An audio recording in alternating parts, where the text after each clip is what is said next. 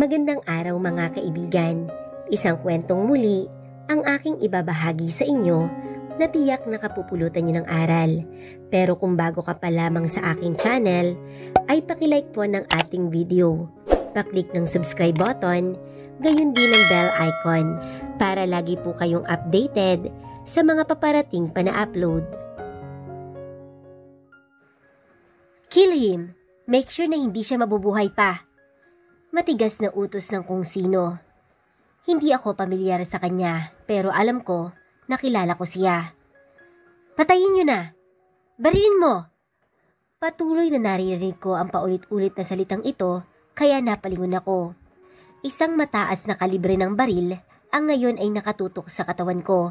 Sabay kalabit ng gatilyo at ramdam ko ang bala na tumagos sa katawan ko. Hindi ka nasisikatan ng araw. Bulyaw na lalaking naaninag ko ang mukha pero hindi malinaw. Just make sure of it, bastard, dahil kapag nagkamali ka, babalikan kita, kayong lahat. Sabay-sabay na nagtawanan ang narinig ko, sabay dura sa direksyon ko ng lalaking bumaril sa akin. Gusto kong tumayo pero huli na mapagtanto ko na nakatali pala ang kamay ko at paa, kaya walang kalaban-laban na nakahiga ako sa malamig na semento. Habang nakatunghay sa akin ang mga taong alam kong mapanganib at banta sa buhay ko. Kung sana ibinigay mo ang gusto ko, di tapos na tayo kanina pa. Nakakaloko na sabi nito. Sign it nang matapos na tayo. Bulyaw nito. Ngumisi ako at tumitig dito. Magkano binayad niya sa'yo at triple ang ibibigay ko? Puno ng kumpiyansa na sabi ko. Sa mundong ginagalawan ko, ay tanging pera ang napapaikot sa lahat ng tao sa paligid ko, kaya alam ko na lahat ay nabibili kasama na ang mga taong nasa paligid ko. Talaga ba? Magkano ang kaya mong ibayad sa amin? Napangisi ako. I knew it. Walang kayang tumanggi kapag pera na ang pinag-uusapan. 100 milyon, fair and square. Matigas na sagot ko. Natigilan ng taong kaharap ko na alam kong nag-iisip sa offer ko dito. Hindi ako pwedeng magtagal dito, kaya kailangan na pumayag sila as soon as possible dahil sa tama ng baril na inabot ko ay sigurado akong dito pa lang ay mamamatay na ako. I can't let it happen. Hinihintay ako ng fiancé ko, lalo na at magiging ama na ako. I need to survive at susugal ako kahit gamitin ko ang huling baraha na meron ako. Deal! Hindi nito natapos ang sasabihin nang tumunog ang cellphone nito. Kill him kapag nakuha mo na ang kailangan ko. Matigas na utos ng kung sino. Nangihina ako at nalalabo ang mga mata na tumingin ako sa lalaking nagbago ang aura sa harapan ko. Sign it nang matapos na tayo. Utos nito. Napangisi ako ng nakakaloko bago sumagot dito. Kapag pinirmahan ko yan, wala kang mapapala kahit isang kusing. Dapat alam mo na ang tungkol sa bagay na yan. Kapag hindi mo ginawa ang gusto mo, mamamatay ka dito at ito na ang huling araw mo sa mundo. Ngumisi ako sa bagay na alam ko na hindi nito nagustuhan dahil muling umalingaw-ngaw isang malakas na putok na baril at sumigid sa katawan ko ang sakit na nagpakinig ng buong sistema ko. Alam ko na konti na lang ay bibigay na ako pero hindi ako dapat sumuko. Hinihintay pa ako ng fiancé ko pati na magiging anak ko. Sunod-sunod na putok ang muling narinig ko. Hanggang sa hindi na ito kinaya ng katawan ko. Pero naramdaman ko ang bumuhos na kung ano sa katawan ko. Gasolina. Wag! Malakas sa sigaw ko matapos makita ng dalawang mata ko ang apoy na nagmula sa lighter na hawak ng lalaking nasa paanan ko. Gavin! Gising! Malakas sa tawag ng kung sino habang panay ang tapik sa balikat ko at pati sa mukha ko. Napabalikwas ako ng bangon at bumulaga sa akin ang seryosong mukha ni Ellie. Alam ko nang hindi lang siya basta nagtaka dahil sa tingin ko ay nagdududa na siya. Malimit kasi niya akong makitang ganito simula na magsama kami at iisa ang reaksyon na mukha nitong nakikita ko. Ikukuha kita ng tubig, sabi nito nang tumayo sa kama nang makita marahil akong tulala. Paano ba naman hindi ako magkakaganito, gayong parang totoong-totoo ang napapaniginipan ko na tila bangungot tapos nabungaran ko pa ang magandang mukha ni Ellie na ngayon ko lang napansin na nakadamit pantulog pero ang sexy ng suot. Uminom ka muna, sabi nito. Mabilis na inabot ko ang binigay niya dahil talagang kailangan ko ito.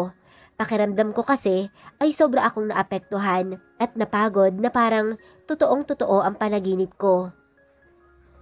Naupo si Ellie sa gilid ng kama sa tabi ko, bagay na lalong nagpagulo sa sistema ko. May gusto ka bang sabihin, Gavin? Nagangat ako ng tingin kaya malinaw na nakikita ko ang mukha ni Ellie na tila walang pakaalam na nasa isang silid kami, nag-uusap at nasa kama pareho habang napakaganda niya sa paningin ko. Tungkol ba ito sa nasaksihan mong barilan ng tumakas tayo? Tanong nito. Hindi ko alam. Pero simula nang makilala kita, ay nagkaroon ako ng mga bagay na nakikita at parang tingin ko ay bahagi ng nakaraan ko. Pero malabo imposible naman kasi na nangyari iyon dahil alam ko sa sarili ko na mula na magkaisip ako ay buo ang memorya ko at sigurado ako na wala akong nakalimutan. Hindi umimik si Ellie matapos marinig ang sinabi ko. Ilang minuto rin na lumipas bago siya muling nagsalita. Anong napapanaginipan mo? Seryoso ang mukha at wala akong nakikitang emosyon nito. Sinabi ko sa kanya ang bawat detalye na napanaginipan ko, maging kung paano ako nagtataka sa mga pagkakataon na bigla na lang itong pumapasok sa isipan ko, na tila ba isa itong alaala o totoong nangyari sa buhay ko. Nasaan ba ang mga magulang mo? Bigla itanong nito. Hindi ko alam. Wala akong kilala ng mga magulang ko dahil sa ampunan na ako nagkamalay.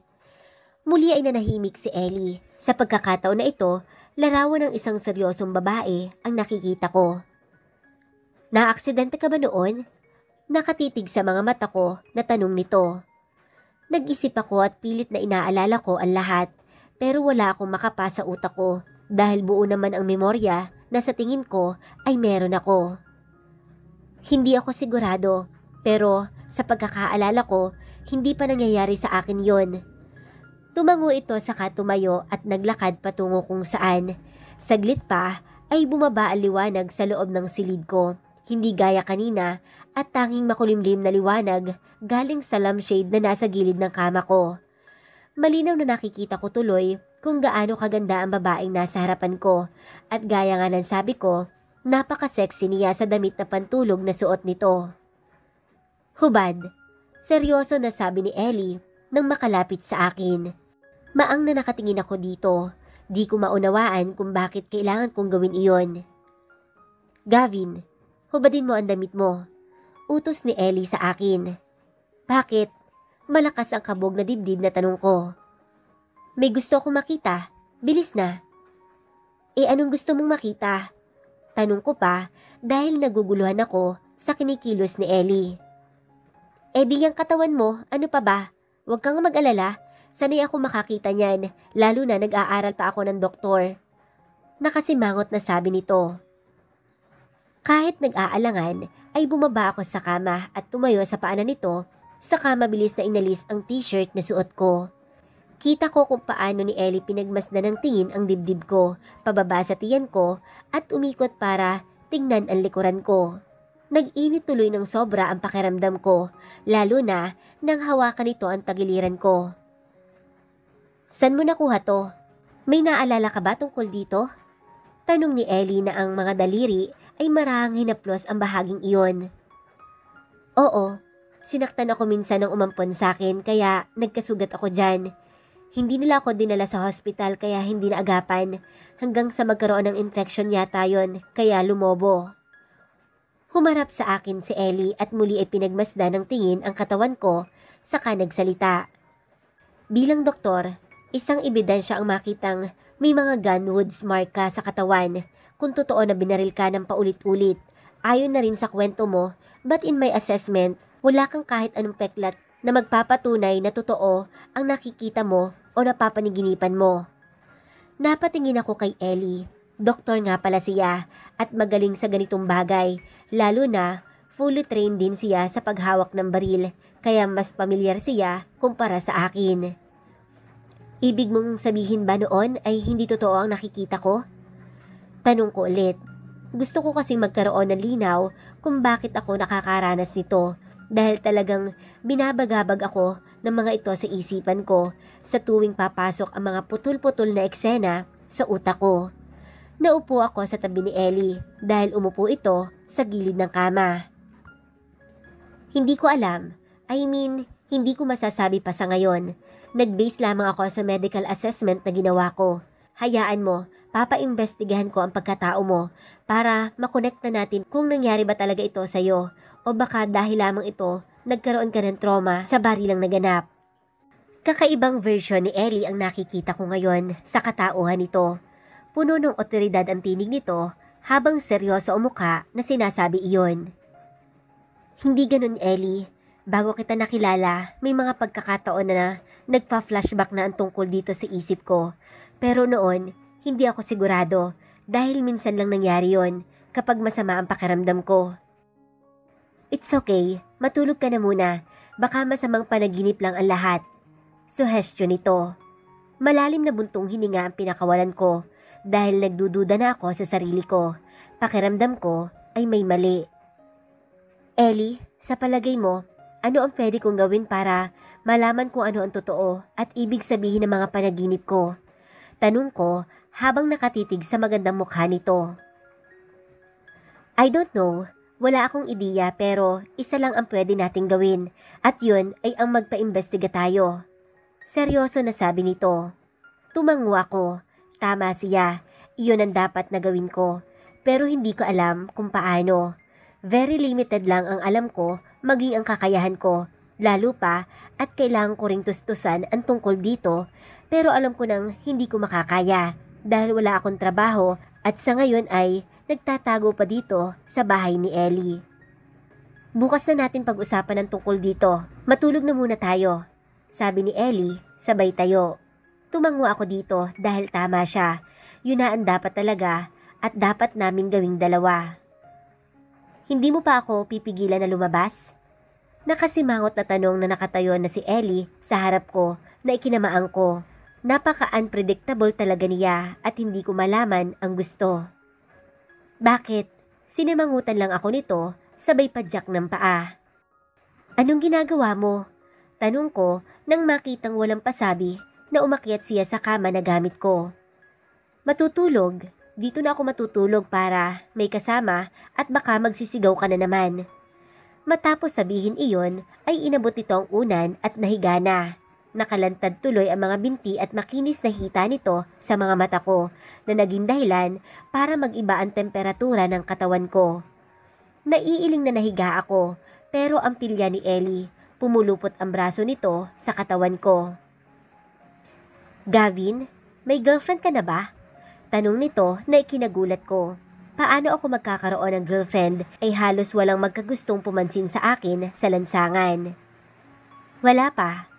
Really? So ako na ang first kiss mo? Nakangiti na tanong nito while may kung anong kislap sa mga mata. Oo, tanging nasagot ko dahil ang hirap ng sitwasyon ko na yakap ni Ellie at nakadikit ang katawan naming dalawa. Look, may naging boyfriend na ako before, pero lahat sila nagtago na parang daga nang makita ang daddy at kakambal ko.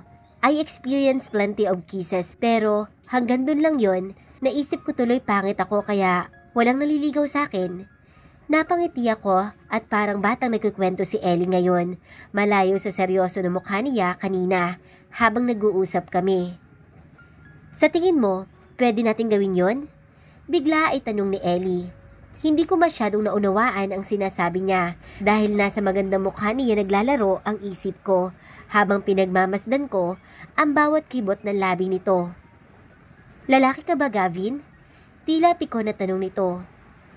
Oo naman, nakangiti na sagot ko para kasi siyang batang may gustong malaman. Ellie! Nagulat na lang ako nang idikit nito sa katawan at sabay siilang halik sa akin.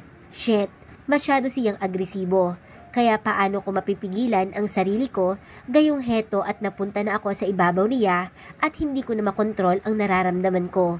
Habang panay ang halik ko sa mukha nito Napunta na sa puntong tenga niya na pakiramdam ko ay sanay na sanay akong gawin ang bagay na ito, lalo pa at sinusunod ko lang ang dikta ng sarili ko.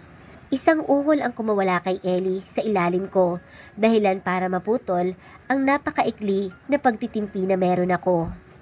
Nakakaakit ang daing ni Ellie nang dumapo ang mainit na labi ko sa pagitan ng maputi at makinis na dibdib nito. Ewan ko ba kung anong nagtulak sa akin para basta na lang hatakin ang strap ng manipis na pantulog na suot nito. Kaya nahantad sa mga mata ko ang mayabang at tayong-tayo na dibdib niya na hindi ko mapigilan ng mga kamay ko na wag itong hawakan at paglaruan na parang bola sa palad ko. Kagatlabi at napaliyad si Ellie na mula sa ibabaw niya ay pareho itong pinaglalaruan ng kamay ko habang panay ang sabay na masahe sa malambot na dibdib na hawak ko. Masyado akong naakit kay Ellie at alam ko na sa pagkakataon na ito ay hindi ko kayang pigilan ang sarili ko.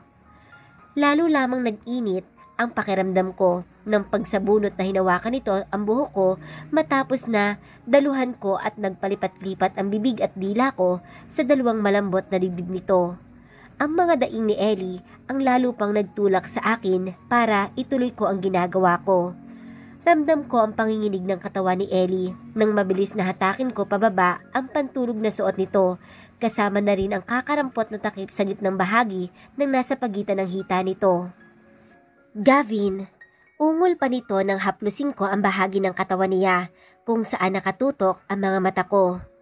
Siguro alam na ng mga katawan namin kung paano kumilos dahil sinunod ko lamang ang mga dikta ng isipan ko.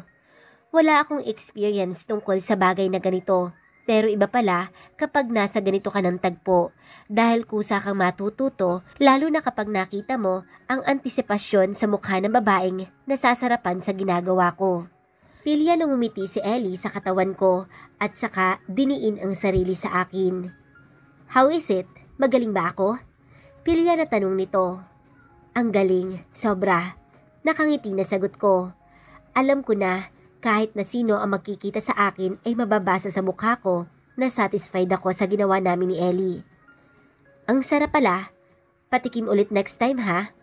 Natawa ako. Maloko talaga itong kung minsan pero ramdam ko ang kainosentehan sa tinig nito. Ayaw mo ba? Nakalabi na tanong nito sa akin. Siyempre gusto. Sagot ko, sabay hapit dito palapit pa lalo sa katawan ko. Alam mo, gusto ko ang ugali mo, kaya sabi ko sa sarili ko, pwede kong subukan na gawin ang hot desire ko. Ayaw kasi akong payagan ni Daddy at Declan na mag-boyfriend, 25 na kaya ako. Sino si Declan? Hindi makatiis sa tanong ko dahil siya ang lalaking naririnig ko nung binanggit ni Ellie nung gabing natulog akong yakap siya. May twin brother. Masyado siyang mahigpit sa bawat ginagawa ko, gaya ni Daddy. Pero syempre, hindi uubra sa akin yon. Kita mo nga, nakalusot ako. Pilya na sabi nito, sabay hagikik sa tabi ko. Kung titingnan si Ellie at napakasimple lang niyang babae pagdating sa bagay na ito. Prangka siya tungkol sa ganitong usapan at alam niya ang gusto niya sa buhay. Baka isipin mo malandi ako ha? Ganito lang talaga ako. Ayaw ko lang tumanda sa mundo na walang muwang pagdating sa ibang bagay. Hinalikan ko siya sa noo at niyakap ng mahigpit. Namiss ko ito lalo pa at madalas siya ang laman ng isip ko simula nang umalis siya at iniwan ako. I like you. Alam mo ba yon? Sumikdo ang dibdib ko at nasabi ko ang bagay na laman ng isip at puso ko. Gusto rin naman kita kahit isip bata at masungit ka minsan. Nangingiti na sagot ko. Kung di pa kita inakit, hindi mo naman ako papansinin at papatulan. Natawa ako, kakaiba talaga ang babaeng yakap ko. Bukod sa open siya pagdating sa mga bagay na gusto, ay wala itong pakundangan o pakialam sa sasabihin, basta masabi lang nito ang gusto niyang sabihin. Isang linggo pa lang tayo magkakilala, Ellie. Alangan naman na, sunggaban agad kita. Natatawa na sagot ko. Ang pakipot mo, sa totoo lang. Lalo akong natawa sa sinabi nito. Kakaiba talaga si Ellie sa mga babaeng nakilala ko. Teka, di ba sabi mo gusto mo ako? Tapos gusto kita, meaning ay boyfriend na kita? Napaisip ako, ganun nga ba kami ni Ellie? Kaya ko bang panindigan ang sinasabi niya? Huy, Gavin, tinatanong kita. Mataray na sabi nito. Bakit? Willing ka bang maging girlfriend ko? Handa ka bang panugutan ako? Natatawa na tanong ko na sinimangutan lang ako nito. Hindi ako nakikipagbiruan sa'yo. Bahala ka kung ayaw mo. Sa ganda ko na to, sure, maraming may gusto sa akin. Takot lang sa daddy ko kaya ikaw, tumino ka para kapag nakaharap mo ang daddy ko, hindi kanya masisindak sa kanya. Napaisip ako, mukhang kailangan kong magbaon ng 1,000,000 na lakas ng loob para makaharap ang ama ni Ellie dahil sa base sa sinasabi nito ay hindi magiging madali para sa akin ang harapin ito. Huwag kang mag-alala, may alam akong paraan para hindi na magreklamo si daddy at kuya. Ano naman yun? Agad na tanong ko dahil wala akong tiwala sa mga ganito ni Ellie. Sigurado akong may niluto siyang plano kaya mabuti na ang tanungin ko ito. Ano naman yun? Siguraduhin mo lang na hindi ako mapapahamak dyan ha? Biro ko. Kinurot nito ang tagiliran ko kaya napaiktad ako at lalong nadiin ang katawan ko sa kanya. Gagawa natin siya agad ng apo para hindi na siya magreklamo. Proud na sabi ni Ellie sa tabi ko. Nag-init yata ang buong katawan ko maging hanggang sa talampakan ko dahil sa sinabi nito. Heto kami, hubot-hubad at katatapos lang tikman ng isa't isa. Tapos wala man lamang abog na sinabi niya ang salitang lumabas sa bibig ni Ellie. Matulog na tayo, puro kakalokohan. Sabi ko dahil sa maikling panahon na kasama ko si Ellie ay alam ko kung gaano siya kapilya, bagay na alam kong bihira lang ang nakakaalam dahil ibang emosyon ang meron siya sa tuwing kaharap niya ang iba.